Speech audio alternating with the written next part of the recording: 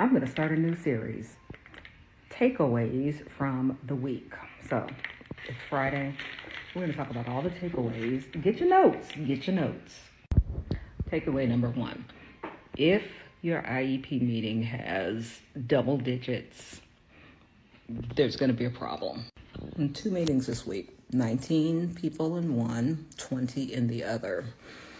Usually that means they are intimidated by the parents. And I'm talking about if most of those people are school people, they're either intimidated by the parents, they've had a hard time, or they're trying to prove something. I've had both. Beware. By the way, I'm visiting my parents' house. And you know, when you're 80 and you're just like paper plates, that's it. Also, that's really all they watch. Judge shows and The Price is Right. My parents are in their 80s. That's my mom. Takeaway number 2 for the IEP team. Don't put it in writing and then not do it, and then not expect me as the advocate to wonder why you're not doing it. That was Monday.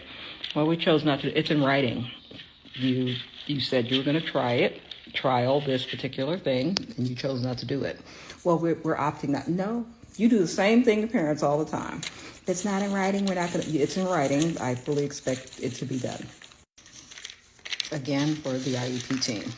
If you were not in the first meeting, the pre-eligibility meeting, where we discussed what we're going to do and what we're going to test, and then you come to the eligibility meeting and you don't think the child's eligible, you better have reviewed all of those notes from that first meeting, because I was there and I'm bringing up every doggone thing, especially if I think the child should be eligible. I'm just saying, it's going to be a long meeting, and it was. This one's for parents. You can't be so nitpicky in the IEP meetings where you're like, insist that they change the initial on the name, or the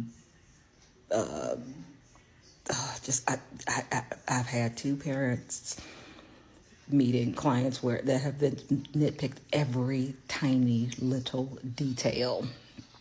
Team's gonna hate you. Stuff that didn't need to be picked at. Stop.